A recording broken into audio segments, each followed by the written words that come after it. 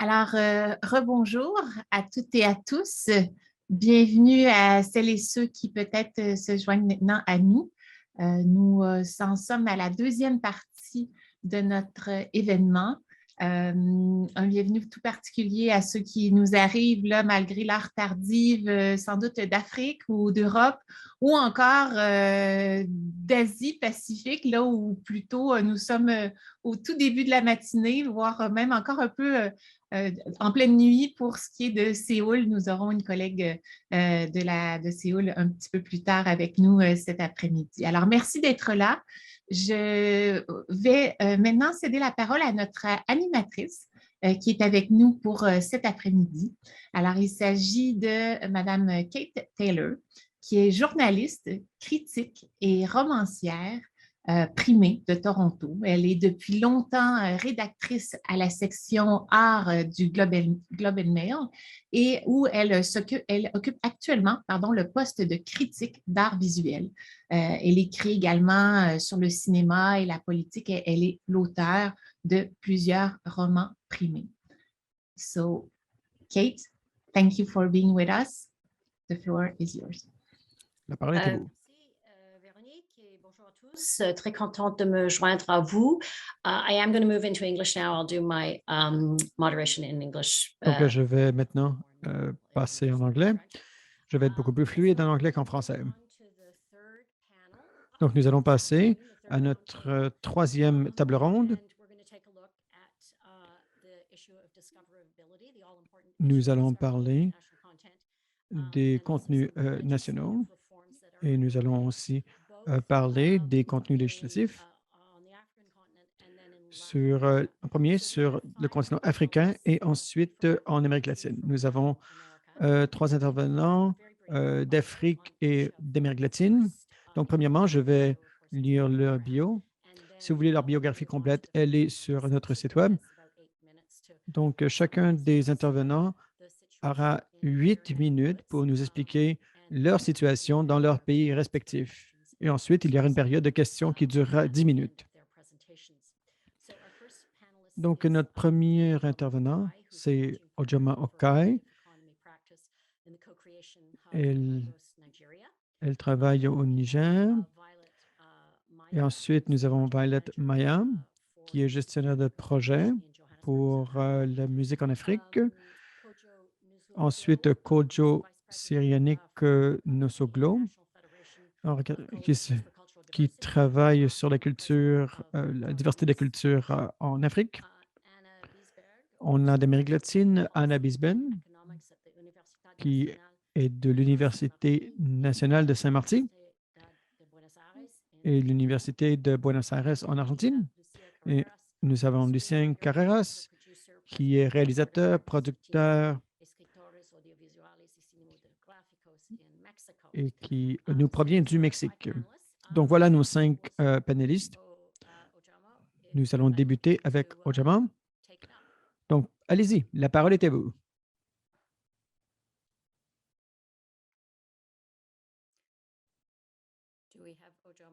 Est-ce que nous avons Ojama sur l'appel?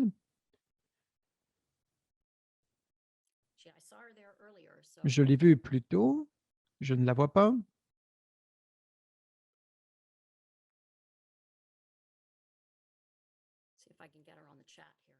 Je vais voir si elle est en ligne.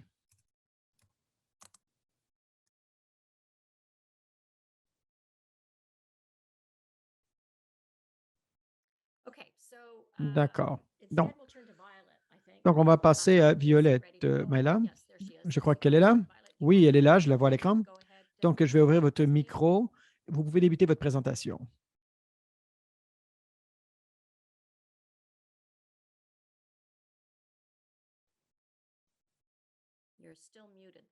Votre micro est toujours fermé.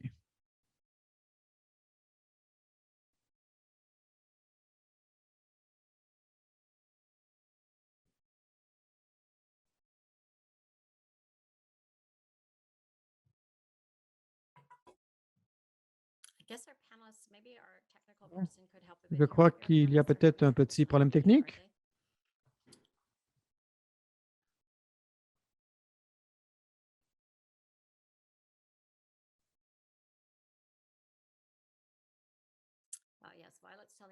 Donc, Violette vient de me dire qu'elle n'est pas capable d'ouvrir son micro. Est-ce que Félix, peut-être que vous pourriez... Ah, allumer son micro, voilà. Vous voulez parler? Donc, voilà. Est-ce que vous pouvez m'entendre? Oui. Oui, on vous entend bien. C'est fantastique, merci. Donc, je vous remercie de m'avoir invité. Je suis en Afrique du Sud. Donc, il est 1 heure du matin ici. Il n'est pas trop tard. Je suis heureuse d'être ici parmi vous. Je vais vous parler de nos initiatives, des initiatives de musique en Afrique du Sud. Et je vais aussi vous dire ce que l'on souhaite, quelle est notre perspective quant à la politique culturelle. Donc, je vais faire une petite introduction. Nous voulons soutenir la musique africaine partout sur le continent. Bien sûr, nous avons un portail web, c'est musiquedafrique.net. C'est une plateforme pour que les musiciens puissent faire du réseautage. Ils peuvent parler d'eux, ils peuvent se présenter et ils peuvent aussi se présenter au reste du monde. Nous avons aussi toutes sortes de projets en cours pour pouvoir soutenir les musiciens. Nous avons des projets variés. Nous avons des projets quant à l'accroissement des capacités. Nous voulons accroître les revenus pour les artistes pour qu'ils puissent développer leur talent. L'un des projets sur lesquels nous mettons l'emphase, c'est un projet qui met l'emphase sur les instruments de musique traditionnels africains. C'est un projet qui est soutenu par l'UNESCO. Cela permettra aux Africains de pouvoir obtenir des revenus.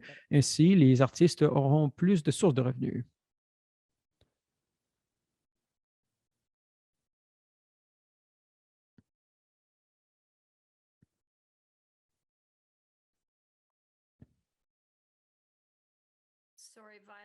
Désolé, Violette, votre micro était fermé, vous avez disparu. Vous êtes de retour. Vous pouvez continuer. Donc, notre projet soutient les musiciens. Ainsi, ils peuvent avoir plus de sources de revenus. Mais nous devons être capables aussi d'avoir des politiques qui puissent s'adapter à ce nouvel environnement.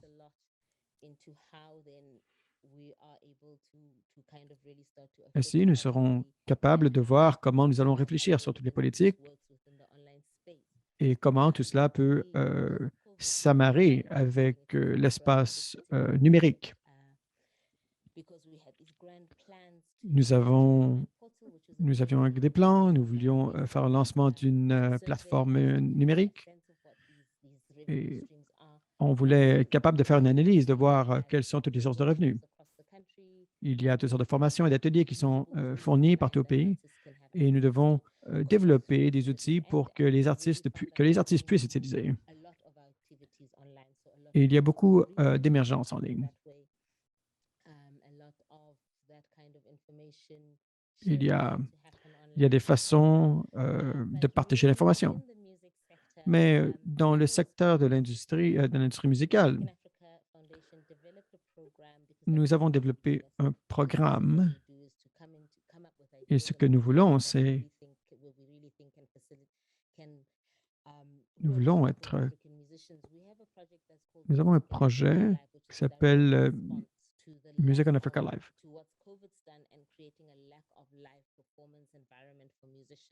Nous voulons créer un environnement pour les musiciens. Ensuite, nous avons offert des bourses aux musiciens pour pouvoir les aider dans plusieurs facettes. Donc, c'est disponible à tous les pays, tous les musiciens d'Afrique. Ainsi, ils seront capables de diffuser leur contenu en ligne et tout cela soutient les musiciens ainsi que toutes leurs œuvres. Il faut être capable de voir toutefois tout ce qui est permis, par exemple en termes de tout ce que les gens regardent. Est-ce qu'il y a les droits pour les musiciens d'utiliser ces plateformes? Les musiciens doivent, doivent être capables aussi de voir comment ils sont capables de générer des revenus grâce aux revenus en ligne. Et cela doit être accessible. C'est très intéressant. Nous devons voir comment nous devons trouver de bons partenaires, des partenaires qui puissent soutenir les bénéficiaires. Et il existe toutefois des plateformes déjà en ligne où ils sont capables de faire la diffusion pour être capables de faire croître euh, l'auditoire pour les musiciens. L'année 2021 était la deuxième itération du projet. Et maintenant, nous allons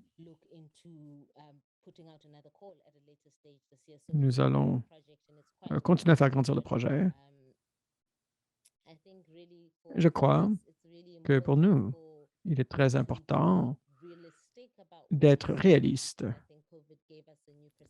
La COVID nous a donné un nouveau point de vue et cela a redessiné les règles. Et nous devons voir comment nous, en tant qu'organisation, comment nous pouvons nous adapter et adapter nos politiques sur cette nouvelle réalité numérique.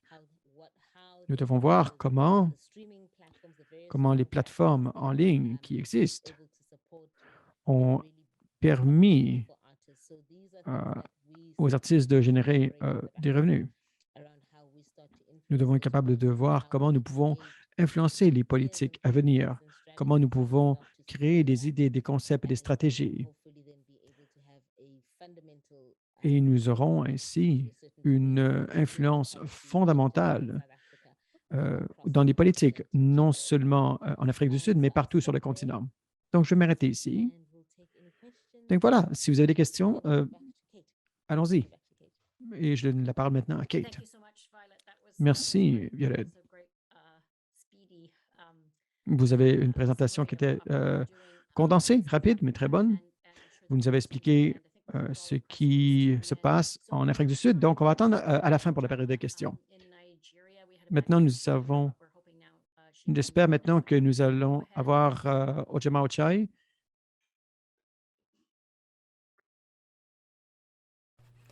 Bonjour, je m'appelle Ojoma Achai, partenaire gestionnaire de la pratique de l'économie créative chez CC Hub.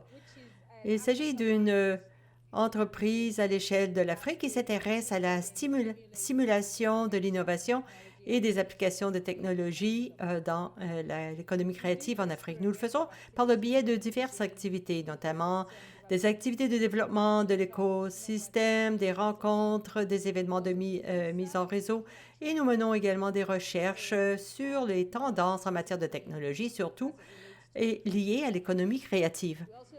Nous proposons également toute une série d'activités d'investissement, de préparation, de bootcamp, d'incubateurs d'entreprises, accélérateurs d'entreprises également.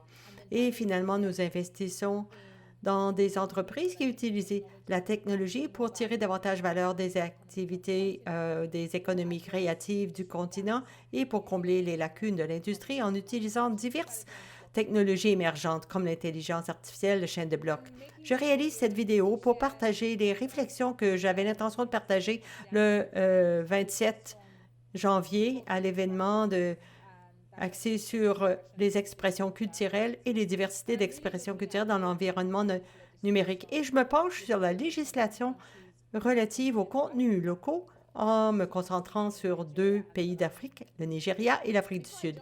Avant d'entrer dans le vif du sujet, j'aimerais partager avec vous une idée du contexte de la consommation du contenu numérique ou en général au continent. Voici la pénétration d'Internet. Ce que vous voyez à l'écran représente la pénétration d'Internet dans les régions d'Afrique par rapport à la moyenne mondiale. Vous verrez que l'Afrique australe est plus élevée que la moyenne mondiale, l'Afrique du Nord un peu plus près de la moyenne mondiale, l'Afrique de l'Ouest ou de l'Est et de Centre est plus en dessous de la moyenne. Le message à retenir ici, c'est que même si on parle de fracture numérique, ce qui est le cas, la réalité, c'est que dans l'ensemble, environ 50% des pays du continent ont accès à l'Internet. Et ça représente 500 millions de personnes. Une étude a été réalisée par Meta, l'entreprise anciennement connue sous le nom de Facebook, en 2019-2020. Et parmi les personnes interrogées, 80% d'entre elles ont déclaré qu'elles utilisaient leur connexion en ligne pour se divertir. Et sur ce nombre, 89% étaient évidemment des contenus vidéo. Vous voyez que ça veut dire que les Africains consomment beaucoup de contenu en ligne. Au Nigeria, en se concentrant sur la législation spécifique et la réforme législative qui ont eu lieu à la suite de ces changements et de ces évolutions technologiques, l'une de ces révisions législatives a porté sur la loi sur le droit d'auteur, initialement promulguée en 1988 et a été révisée plusieurs fois en 2014. Mais en 2012, un processus a été lancé pour introduire des considérations relatives à l'environnement numérique dans la loi sur le droit d'auteur. Et en ce faisant, le nouveau projet de loi a été présenté à l'Assemblée nationale du Nigeria en juillet 2021 et les choses reliées au contenu en ligne dans cette loi sur les droits d'auteur portaient en fait sur la violation des droits d'auteur, la responsabilité des fournisseurs de services Internet, l'émission d'avis de retrait ou d'habilitation de l'organisme de réglementation à bloquer l'accès au contenu en ligne illicite en vertu du Code de radiodiffusion. Ça, c'est vraiment la loi relative au contenu local. Au Nigeria, le Code de radiodiffusion contient des dispositions sur le contenu local depuis 2000. Mais en 2020, un amendement, pour la première fois, a prévu des dispositions explicites pour la diffusion en ligne. Mais il y a eu des lacunes au niveau de ce code, notamment, même si ça concerne la diffusion sur Internet ou en ligne, il ne définissait pas réellement ce que ça signifiait. Et aussi, on ne parlait pas d'enregistrement ou de licence et aussi de sanctions liées, par exemple, au discours haineux. Le projet de législation de 2020 précise également que les caractéristiques que le contenu devait avoir pour être qualifié de contenu local, ces caractéristiques impliquent la proportion de talent dans le contenu, le lieu de production, etc.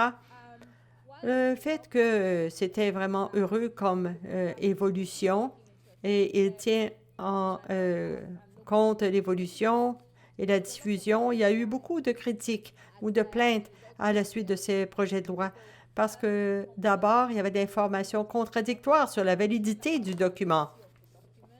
Mais aussi, il y avait des plaintes sur le fait qu'il entravait la concurrence loyale. Donc, pour ces raisons, le document a été annulé et nous attendons un autre code de révision de la radiodiffusion. Il suffit de dire, par contre, que le Nigeria va dans la bonne direction concernant la diffusion en ligne ainsi que le contenu local. Maintenant, en Afrique du Sud. En Afrique du Sud, il s'agit d'un document, un livre blanc, publié à la suite d'audiences publiques en mai-juin de l'an dernier. Il y avait plusieurs dispositions relatives à l'audio et l'audiovisuel dans l'environnement numérique et je souligne quelques-uns ici sur le diapositive. Le thème principal du livre blanc était donc la pluralité et la diversité dans l'intérêt du public, en fait, et dans le contenu en ligne, Et il y avait des nouvelles définitions pour les termes audio et ou visuels et les termes connexes spécifiquement pour les plateformes de distribution en ligne.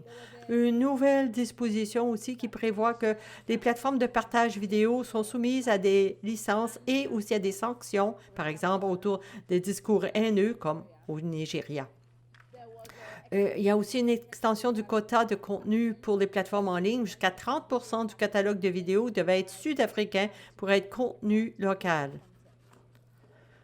Il y a des dispositions qui ont été prises aussi concernant la diversité linguistique, concernant le code de conduite pour le contenu sur demande et outre le code de conduite existant pour le contenu de diffusion. Il y a d'autres dispositions aussi, en gros, la promotion d'un système de compétences numériques qui aboutit à une éducation aux médias numériques. Le livre blanc est toujours à l'étude en Afrique du Sud. La réaction au livre blanc, cependant, était qu'un certain nombre de grandes compagnies technologiques dont on ne s'attendait pas à ce qu'elles soient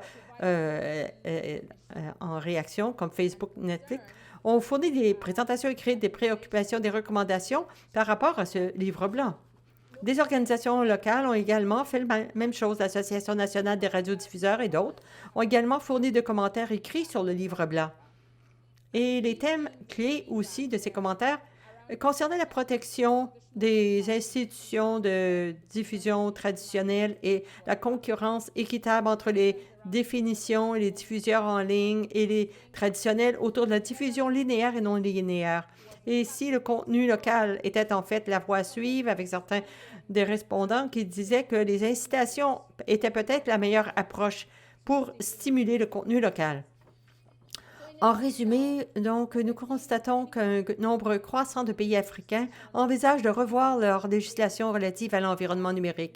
Outre ce que j'ai mentionné déjà, je sais que le Ghana, Rwanda et d'autres pays se penchent aussi sur l'environnement numérique. C'est encore assez controversé cet enjeu.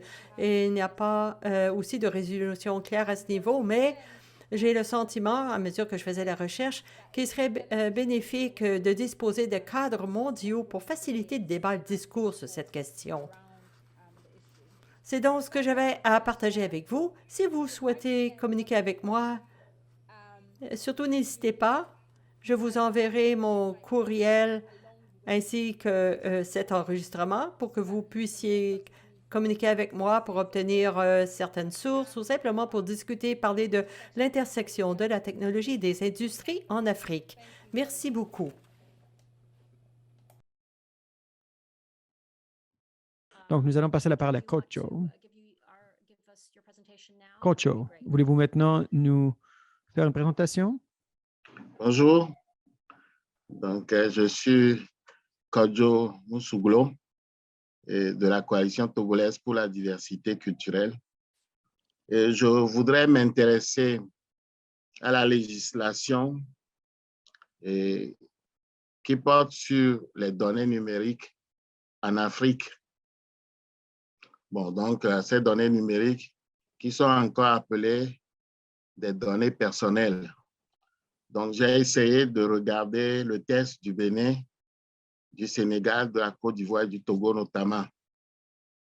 Donc, au Sénégal, nous avons une loi qui date de 2005, la loi numéro 2008-12 du 25 janvier 2008, qui porte sur la protection des données à caractère personnel. Et puis, il y a un code des communications électroniques qui fait l'objet de la loi 2018-28 du 12 décembre 2018 portant code des télécommunications. En réplique du Bénin, il y a la loi numéro 2009-09 qui porte protection des données à caractère personnel en République du Bénin et qui date du 27 avril 2009.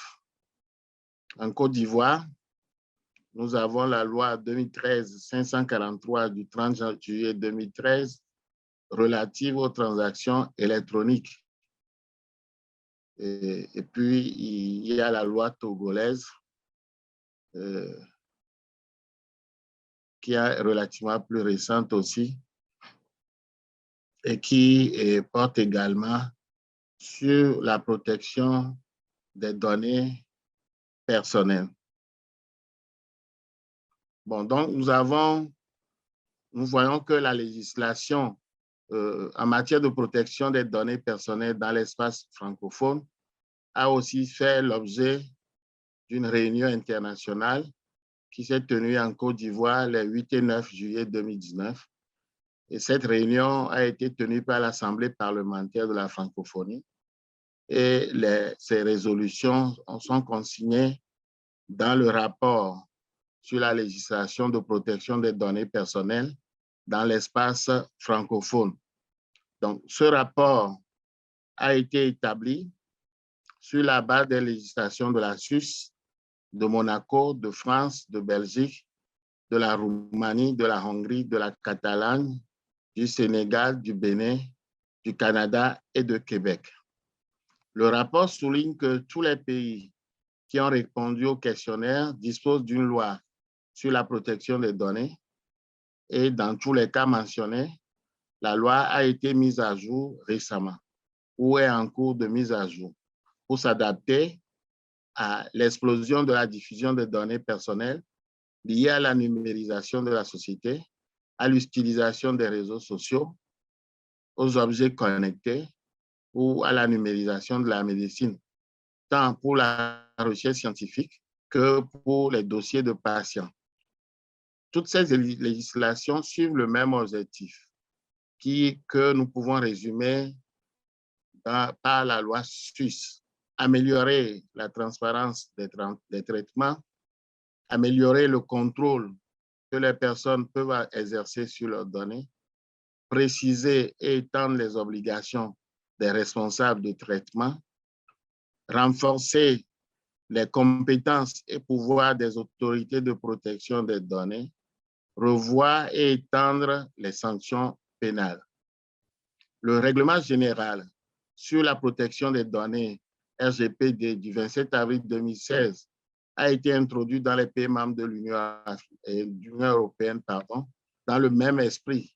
Il introduit ou consolide les notions suivantes: le droit de la personne, la transparence des informations, des communications et les modalités d'exercice des droits de la personne, le droit à l'information, le droit d'accès aux données, le droit de modifier d'autres données, le droit à la rectification, le droit à l'opposition, le droit de saisir la justice, le droit à l'oubli, le droit à la restitution du traitement des données, le droit à la portabilité des données.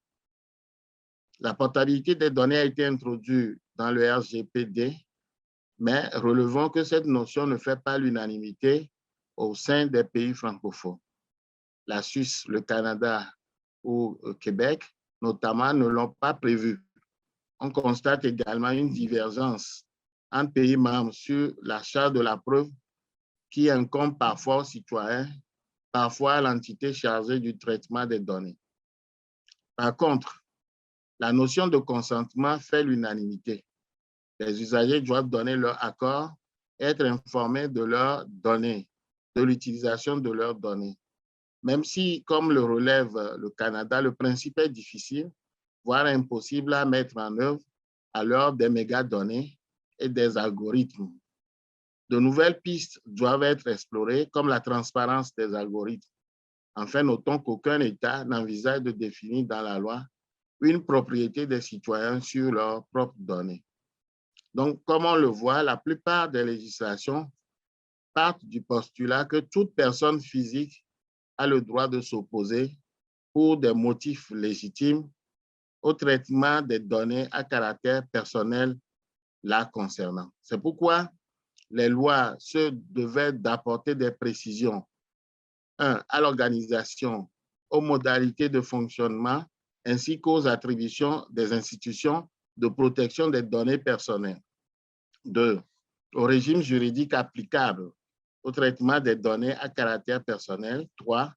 Aux conditions de protection minimales exigées pour tout traitement des données à caractère personnel. 4. Aux droits conférés à la personne dont les données à caractère personnel font l'objet d'un traitement. 5. Aux obligations qui pèsent sur le responsable du traitement des données à caractère personnel. Enfin, 6, aux différentes sanctions prévues en cas de non-respect de la législation en vigueur sur les données à caractère personnel. Au niveau des législations consultées, plusieurs institutions de régulation ou de réglementation de protection des données à caractère personnel et du contrôle des traitements ont été instituées. C'est ainsi qu'au Bénin, on a mis en place la Commission nationale de l'informatique et des libertés, CNIL, dans l'article 19 notamment. Au Sénégal, c'est la Commission des données personnelles qui est instituée par les législateurs. Et au Togo, c'est l'instance de protection des données à caractère personnel, IPDCP. Donc, au Togo, notamment, le gouvernement précise que le texte a été adopté pour profiter pleinement des opportunités offertes par la numérisation des procédures administratives et l'amélioration des services fournis par les entreprises. Il est essentiel, donc, que la vie des citoyens et tout particulièrement leurs données personnelles soient protégées. C'est dans cette optique que la loi 2019-014 du 29 octobre 2019 relative à la protection des données à caractère personnel dispose de la création d'une instance de protection des données à caractère personnel. Le décret définit l'organisation et le mode de fonctionnement de cette instance qui a été adopté en Conseil des ministres le 9 décembre 2020. Donc, la mise en place de cette instance, affirme le gouvernement, permettra aux citoyens togolais d'utiliser sereinement les multiples services numériques auxquels il a accès sans s'inquiéter d'une exploitation abusive de ces données personnelles. Elle crée un climat de confiance entre les citoyens et les fournisseurs de services numériques.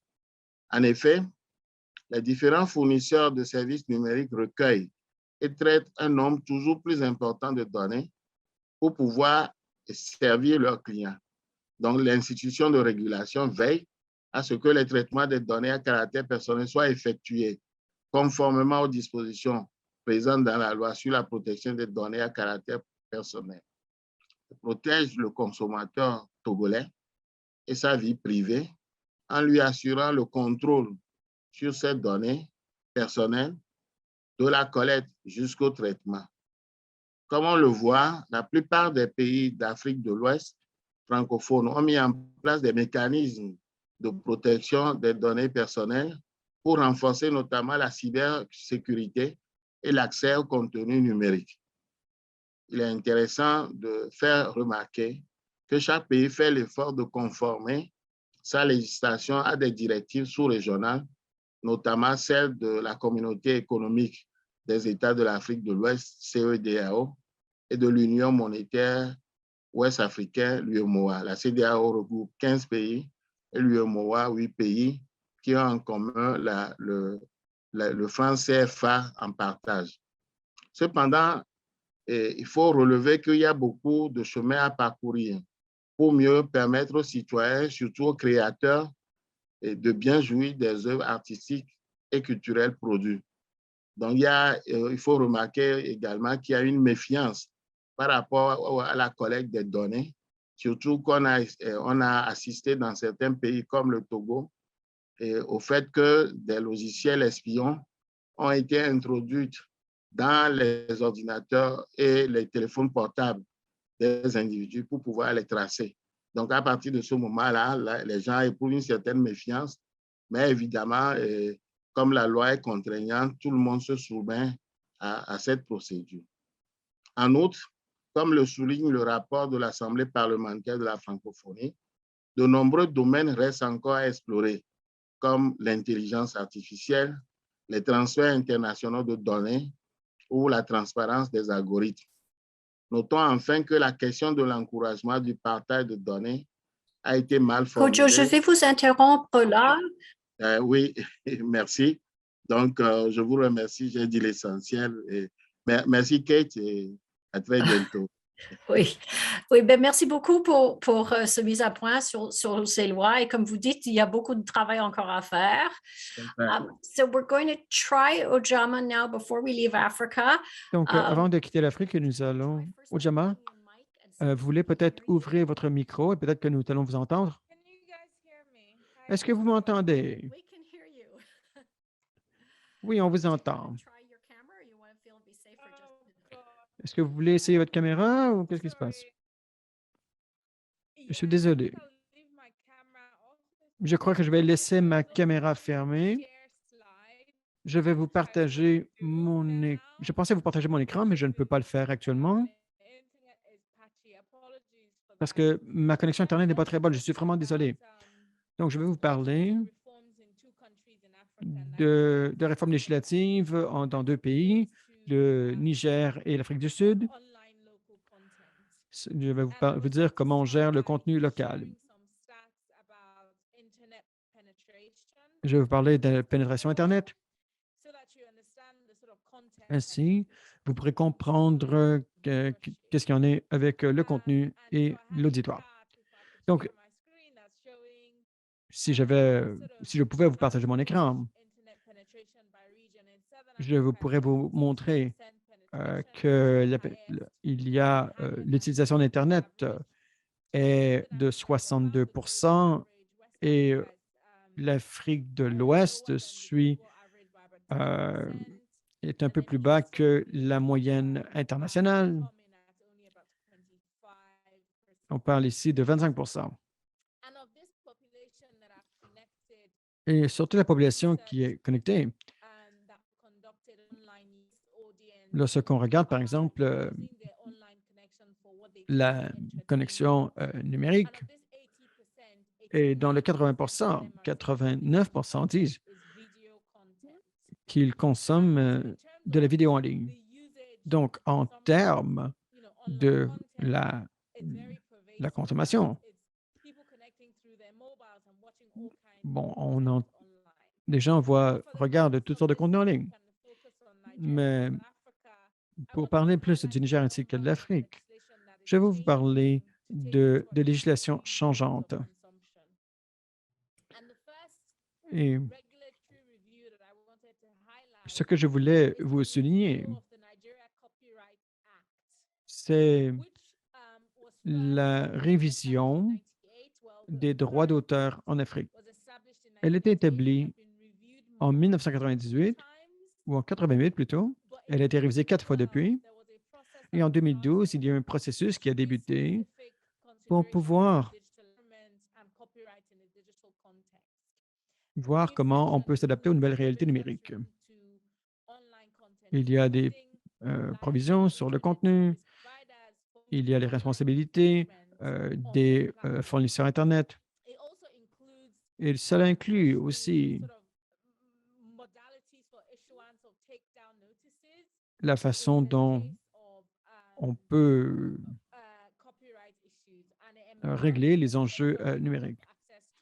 Ainsi, le législateur peut faire de la réglementation quant à la diffusion des données numériques. En 2020, il y a eu un amendement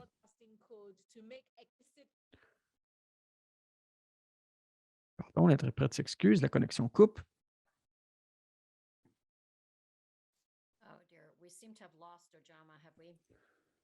Donc, on a perdu la connexion avec Ojama, n'est-ce pas? Donc, on va voir si ça revient ou alors si on doit la laisser. No, she's dropped out. She's dropped out. I'm very sorry about that, but she's just lost the line. So we'll have to leave, I think, Africa now, and then turn to Anna from Argentina. Anna, are you ready to speak? Can you unmute yourself? Yes. Hello. Good. Good afternoon. Thank you for the invitation to participate in this seminar. I will share my screen because I have a presentation.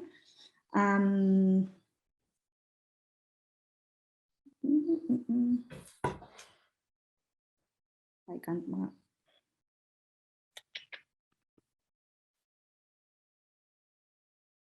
Should be down at the bottom there. Is C'est it? peut-être au bas et au bas de votre écran. Oui, si vous voulez partager votre écran. No. Yes, there we go. Oui, voilà, on l'a. D'accord, merci. But I don't get to see my presentation. Mais je ne vois pas ma présentation ici. Do you see? Est-ce que vous la voyez? Non, je vois vos fichiers et un écran vierge. Let's try again. Yeah, On va share essayer screen de nouveau. button at the bottom usually works. Le bouton Share Screen au bas. Partager l'écran au bas.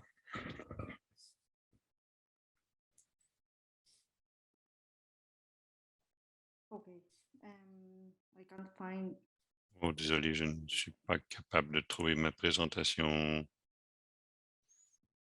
If you should have the presentation open on your own. I have it. I have it. Oui, Yeah, oui, oui. I have it, I have And it. if you Ah, voilà. Okay, there we go. An overview of debates and Un legislation. survol des débats et des réformes législatives en Amérique latine. Okay. Vous le voyez ici? Oui, moi aussi. Bon, je vais recommencer. Bon après-midi. Merci pour l'invitation. Je vais présenter un survol de ce qui se passe en Amérique latine. Pour démarrer, on pourrait dire que jusqu'à maintenant, en Amérique latine, dans la région de l'Amérique latine, il émerge très peu de pays ont des mesures réglementaires pour faire la promotion de la diversité d'expression culturelle. On peut observer que de 2007 à 2019, il y a eu une première vague de réformes législatives en Amérique latine où la plupart des pays ont modifié leurs lois de fiscalité pour que la taxe soit étendue aux services numériques, incluant les services audiovisuels sur l'Internet. Ensuite, il y a une deuxième vague, surtout depuis 2018 et 2019, où nous pouvons voir qu'il y a des débats sur toutes sortes de projets qui ont émergé suite à la SMA européenne. Alors ici, en Amérique latine, ce que je dis, c'est que surtout après la directive de l'Union européenne sur les services des médias audiovisuels, il y a eu plus de projets ou de discussions qui ont commencé ici en Amérique latine. Tous ces projets de loi ont été présentés dans différents pays en Amérique latine, mettent surtout l'accent sur 3 domaines. Sur les contributions aux fonds nationaux audiovisuels, les quotas et la découvrabilité. Il y a aussi des propositions à propos des avantages fiscaux pour les plateformes audiovisuelles et faire la promotion du contenu national. Dans cette diapo ici, il y a un résumé des discussions en cours sur les réformes réglementaires qui ont déjà eu lieu. Brièvement, je vais commenter à propos du cas du Paraguay, la Colombie, qui ont fait des actions législatives. Le Paraguay, en 2018, a adopté une loi. Alors, ils contribuent au Fonds national, les plateformes numériques doivent contribuer au Fonds national, mais ça n'a pas encore été implanté. Dans le cas de la Colombie, il y a un décret qui fait la promotion des travaux nationaux et aussi la création d'une section nationale dans la plateforme. Mais il y a des obstacles avec cette loi parce que le décret n'établit pas de quotas ni de règles pour ces critères de proéminence et de découvrabilité. Le CRC, l'autorité de réglementation dans ce pays, n'a pas les pouvoirs pour surveiller ce que les plateformes font. Ensuite, à part la Colombie et le Paraguay, il y a un autre ensemble de pays comme l'Argentine, le Brésil et le Mexique où il y a des discussions en cours, surtout reliées aux quotas et aux contributions aux fonds nationaux, mais aucun n'a implanté une loi. Alors ici, nous discutons le cas du Mexique. Plus tard, je vais mettre l'accent d'abord sur l'Argentine et le Brésil. Dans le cas de l'Argentine, différents projets de loi ont été présentés au Congrès, mais aucun n'a réussi. Ils n'ont pas passé les débats initiaux.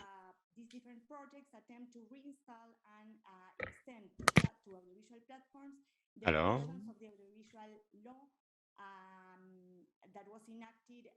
cette loi qui a été adoptée en 2009, en tout cas, j'ai mentionné que parce que la loi d'origine a été passée durant l'administration de 2009, a été rétroactivement amendée en 2015 durant le gouvernement suivant. Alors, la plupart de ces projets tendent à répéter les clauses des lois que nous avions déjà pour la diffusion pour la télévision et qui sont ensuite étendues aux autres plateformes en ligne. Dans le cas du Brésil, les discussions ont commencé en 2015 durant l'administration précédente et ces discussions se sont produites en même temps que les discussions en Europe se produisaient. Alors, des faits saillants ont été présentés en 2015 et ensuite, ça a été développé encore en 2017. Et ces directives étaient un mélange de ce que la proposition européenne disait, de même qu'une extension des clauses qui étaient déjà contenues dans la loi sur la télévision traditionnelle. Et c'était attendu aux nouvelles plateformes. Mais avec le changement de gouvernement, ensuite Bolsonaro, les discussions maintenant tournent autour de comment s'arranger pour que les plateformes contribuent au Fonds national. Il y a eu une recommandation du Conseil pour l'adoption du modèle hybride par laquelle les plateformes pouvaient choisir s'ils devaient faire la contribution au fonds qui s'appelle Conditina en se basant sur le revenu dans le pays où parle de leur catalogue. Toutefois, aucune décision n'a été faite et les discussions demeurent ouvertes. En ce moment, des problèmes comme la classification des services pour savoir si c'est un service d'information, pour savoir si c'est l'information des services d'information ou autre, sont discutés dans différents domaines au Brésil. Il y a environ 8 ou 10 projets spécifiques reliés aux plateformes qui sont débattus au Congrès et de notre côté, tous ces dossiers sont inclus dans un amendement possible de la loi sur la télévision payante de 2011. Finalement, il y a une autre ligne de discussion en Amérique latine qui a rapport avec les avantages fiscaux pour attirer les productions locales, comme par exemple la réduction des impôts en Colombie, en Uruguay, en Argentine. Le problème, c'est qu'il y a des préoccupations avec ce genre d'initiatives fiscales, considérant qu'elles vont seulement profiter aux plateformes qui sont déjà grosses et bien établies. Mais ce genre d'initiative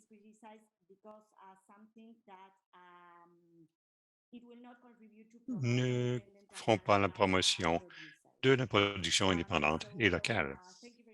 Alors, merci beaucoup pour votre attention. Il me fera plaisir de répondre à vos questions si vous en avez. Merci beaucoup, Anna. Ce fut fascinant, surtout du point de vue canadien, bien sûr. C'est très familier. Nous avons des conversations très similaires ici au Canada. Alors, peut-être que maintenant, nous pourrions passer à Lucia Carreras. Êtes-vous là, Lucia Carreras? J'essaie de vous trouver sur mon écran. Oh, désolé, me voici. Allez-y, Lucia. Merci. Bonjour à tous et toutes, je suis Lucia Carrera, je suis mexicaine, je suis cinéaste et je vais vous parler de la situation au Mexique. le cinéma comme un produit culturel, c'est un droit humain, nous le savons. Et mémoire, ça veut dire identité, je ne vous dis rien de nouveau, mais il faut se rappeler de cela. Au Mexique et d'autres pays, au gouvernement, ils oublient ça. Le cinéma, la production des visuels, c'est en fait un secteur qui crée de l'emploi et nous avons en fait une législation cinématographique depuis 90 et puis c'était vraiment une réussite de la communauté cinématographique d'avoir une telle loi parce qu'il n'y en a pas de loi cinématographique dans d'autres pays, surtout en Amérique centrale, mais c'est une loi qui a eu très peu de réformes. La communauté cinématographique cherche à la modifier, à faire une mise à jour.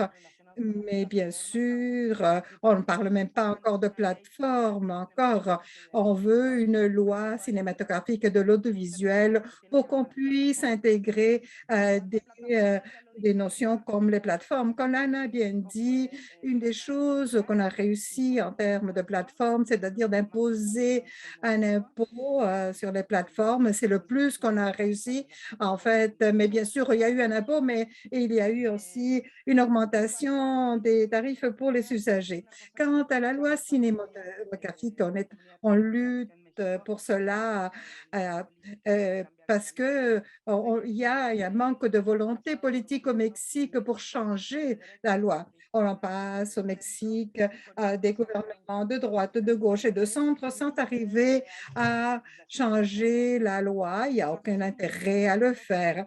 C'est surprenant au Mexique qu'indépendamment de la vision politique des gouvernements, la culture devient une monnaie d'échange pour certaines négociations, mais des fois, elle devient tellement peu importante qu'indépendamment du parti au gouvernement ou la majorité dans les parlements, le budget sur la culture est affecté. Au Mexique, un des éléments qui joue contre nous pour avoir des changements, pour obtenir une nouvelle loi cinématographique et audiovisuelle, c'est en fait l'accord de libre-échange en 90 avec les États-Unis, avec l'ALENA. Et puis, à ce moment-là, mais le Mexique n'a pas signé une exception culturelle.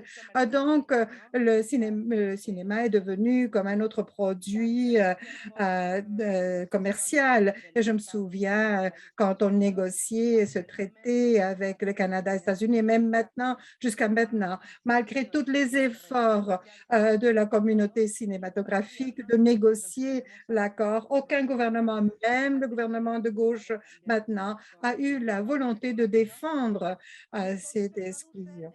Donc, tout cela se traduit en des difficultés pour faire avancer la loi cinématographique et de l'audiovisuel et ça donne du pouvoir à des médias nord-américains, surtout les États-Unis, qui appuient en fait les, les, les, les gouvernements de Kennedy. En fait, il y a par exemple Cinépolis qui est partout et puis d'autres qui en fait pénètrent d'autres parties de l'Amérique latine.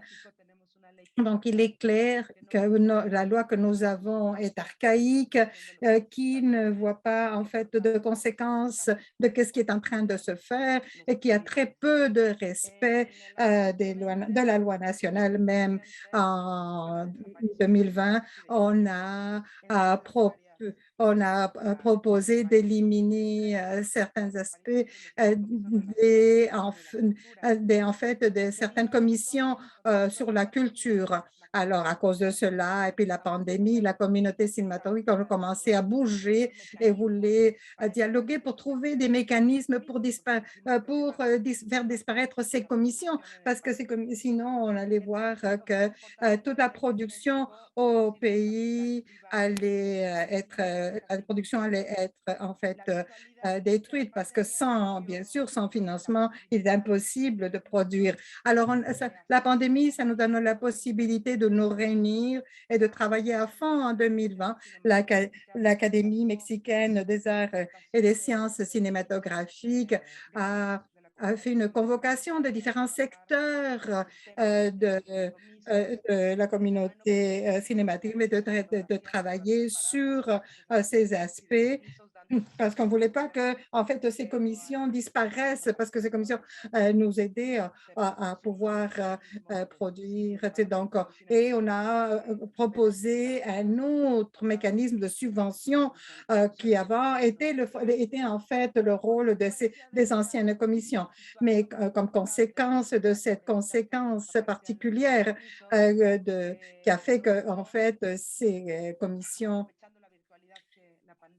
qui ont dit, mais encore une fois, on a profité de la pandémie pour travailler sur la nouvelle législation cinématographique, ou les amendements à cela. Et puis là, maintenant, semble quelque chose on ne peut plus éviter, et surtout d'inclure les plateformes dans les groupes de travail qu'on a eus lors de ces réunions pour proposer des amendements à la loi cinématographique. On a voulu entendre toutes les voix. Il y avait des représentants, des réalisateurs, des écrivains, des espaces éducatifs, des festivals, des espaces alternatifs, des créateurs aussi, des peuples autochtones, qui est très important au Mexique, et de la communauté LGBTQ, et en fait de toutes les voix possibles qu'on a voulu unir. Et puis, si ça a été un moment très important pour le pays, parce que en nous réunissant, en créant des groupes de travail,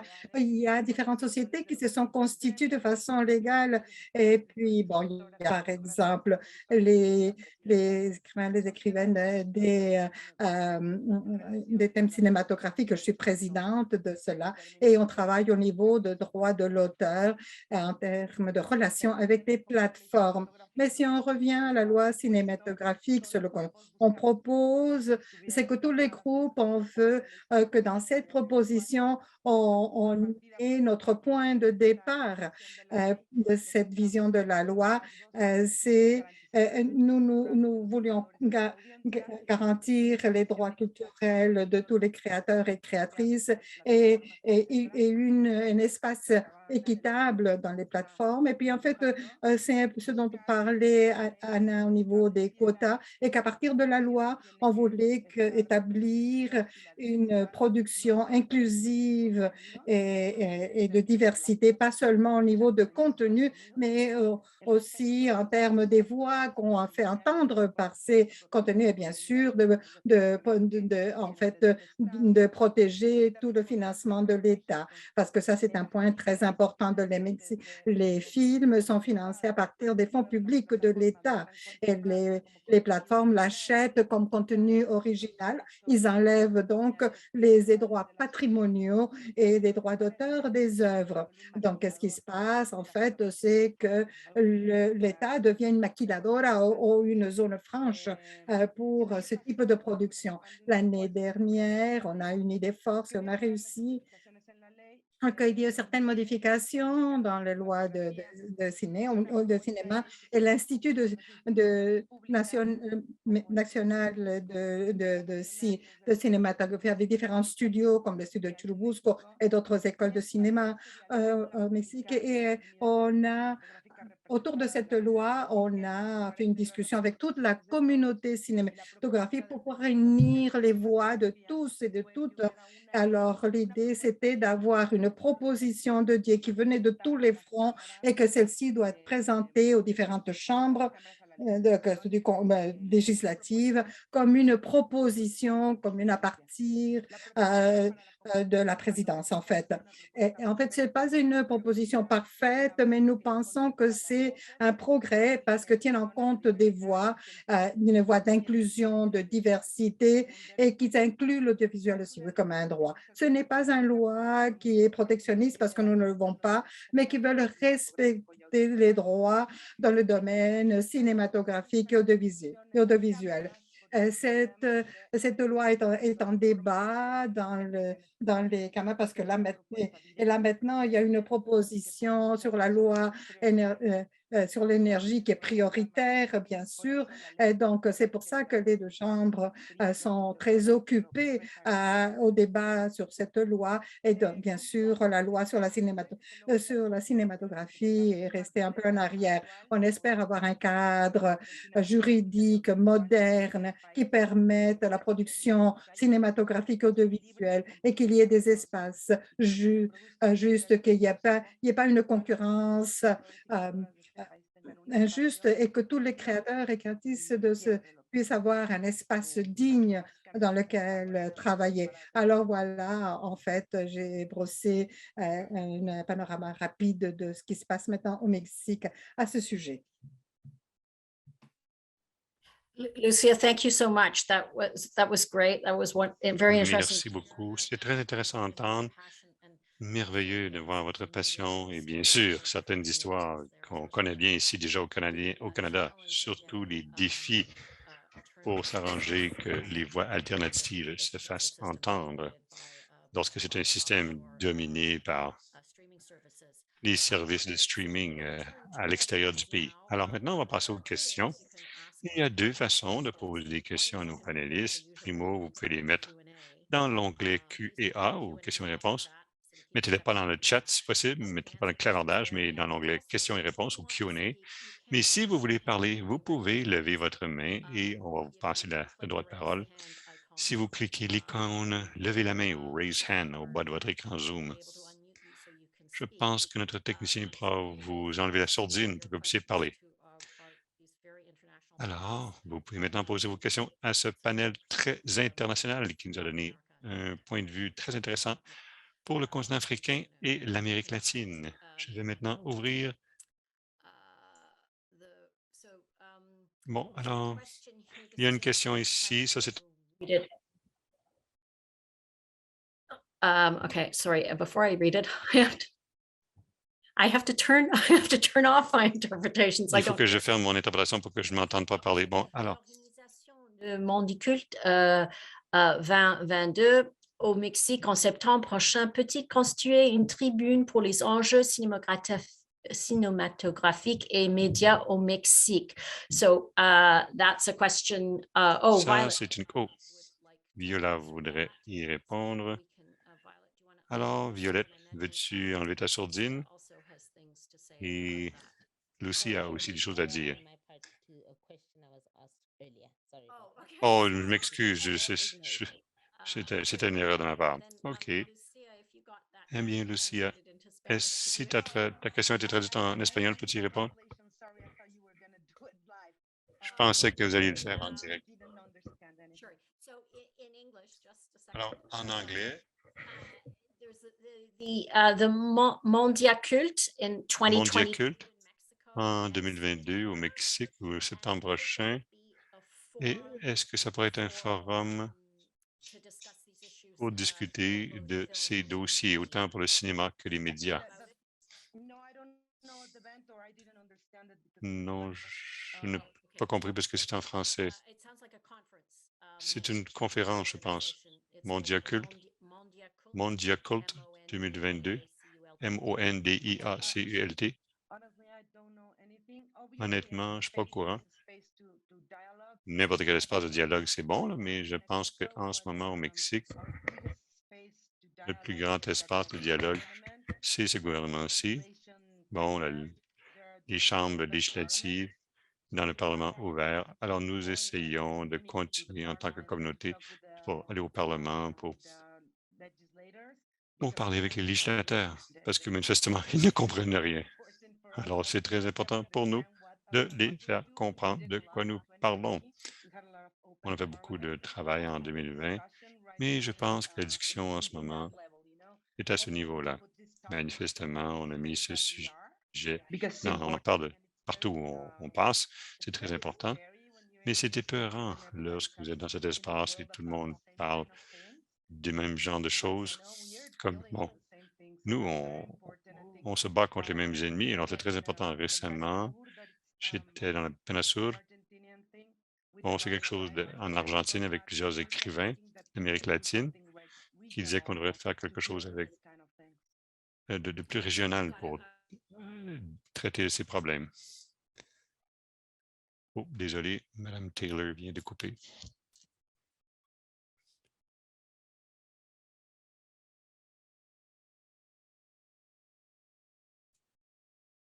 L'interprète s'excuse. Madame Taylor, apparemment, vient de couper.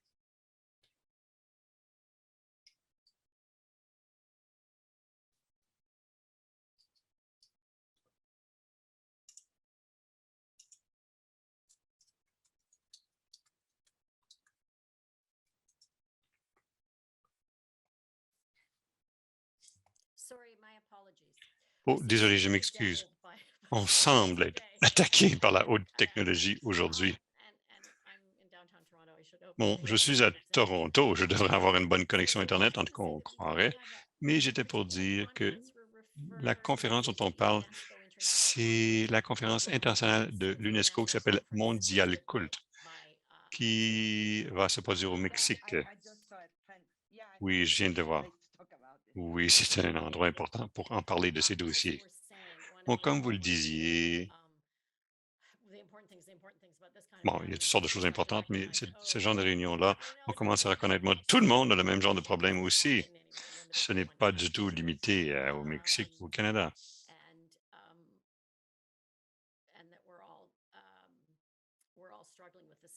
Bon, on se débat tous avec les mêmes dossiers. Oh, Viola. Violet, voulais-tu en parler? Je voulais juste réagir à quelque chose que Douglas avait posé comme question. Il avait mentionné qu'il y a plusieurs initiatives qui se produisent pour les artistes en ligne pour augmenter leurs revenus, mais il voulait savoir quelles étaient les stratégies en Afrique pour protéger les droits des artistes dans le monde. Et je voulais mentionner que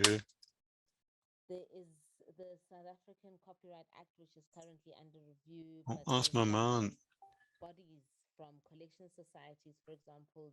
par exemple, bon, il y a des alliances populaires qui se demandaient s'il y avait possible de défendre les droits des créateurs. Et la loi pour le copyright et pour les diffuseurs, les services de musique, pour les gens qui utilisent des matériaux protégés par les copyrights devraient avoir bon.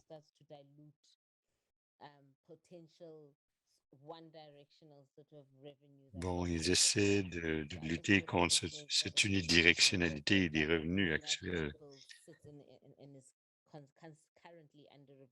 Mais en ce moment, cette loi est en révision et bien sûr, tout est ici tellement ralenti par la pandémie.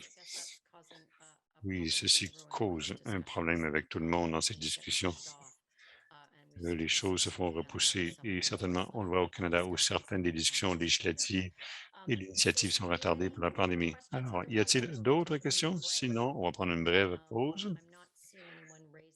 Je ne vois pas les gens lever la main parmi les participants. Alors, je pense que ce qu'on va faire, c'est que on semble avoir répondu les questions dans l'onglet questions et réponses, Q&A. Alors, peut-être que ce qu'on va faire maintenant, il est presque 15h30. Alors, on va prendre une pause. Si on revenait à 15h35, une petite pause de 5 minutes. Et je pense que Véronique Guévremont va nous donner une présentation lorsque nous allons revenir. Alors, revenez à 3h35 dans environ 6 minutes. Merci.